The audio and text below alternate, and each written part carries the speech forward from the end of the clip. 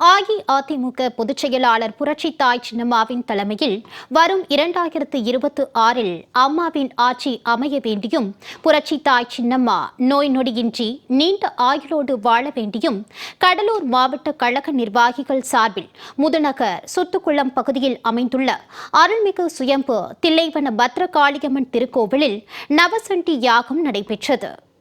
கடலூர் மாவட்டம் முதுநகர் சுத்துக்குளம் பகுதியில் அமைந்துள்ள அருள்மிகு சுயம்பு தில்லைவன பத்ரகாளியம்மன் திருக்கோவிலில் கடலூர் மாவட்ட கழக நிர்வாகிகள் சார்பில் நவசண்டி யாகம் வெகு விமர்சையாக நடைபெற்றது. முன்னதாக கணபதி ஹோமம், நவக்கிரக ஹோமம், மகாலட்சுமி ஹோமம், பைரவ பூஜை உள்ளிட்ட யாகங்கள் நடைபெற்றன. அதனைத் தொடர்ந்து பத்ரகாளியம்மன் திருக்கோவிலில் பத்ரகாளியம்மன், வராகியம்மன், பிரத்யங்கரா தேவி அம்மன் உள்ளிட்ட சுவாமிகளுக்கு சிறப்பு அபிஷேகம், மகா தீபாராதனை நடைபெற்றது.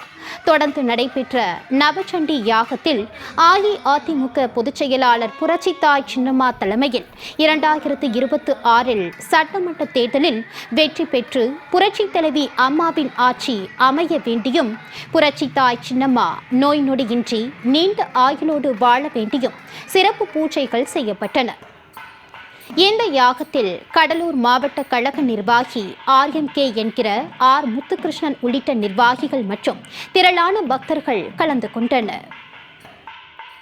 சுத்துக்குளம் கிராமத்தில் எழுந்தெழுதியிருக்கும் சுயம்பு தில்லைவன பத்ரகாளியம்மன் கோயிலில் இன்று தை மாத அமாவாசையை முன்னிட்டு நவச்சண்டி ஹோமம் அனைத்திந்திய அண்ணா திராவிட முன்னேற்ற கழக பொதுச் செயலாளர் புரட்சித்தாய் சின்னம்மா தலைமையில் வரும் 2026இல் நல்லாட்சி மலர்ந்து மக்களுக்கு நன்மை பயத்திட வேண்டி இன்று மாபெரும் ஒரு சிறப்பு யாகம் இன்று கடலூர் மாவட்ட அஇஅதிமுக தலைமையில் நடைபெற்றது.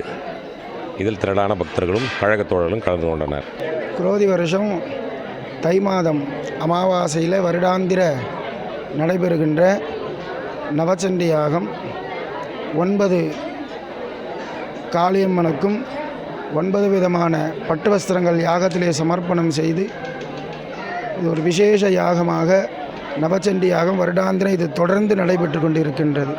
இந்த வருடம் அம்மா சின்னம்மா சசிகலா அம்மா அவர்களுக்காக வேண்டி இந்த நவச்சண்டி யாகம் நடத்தப்பட்டது.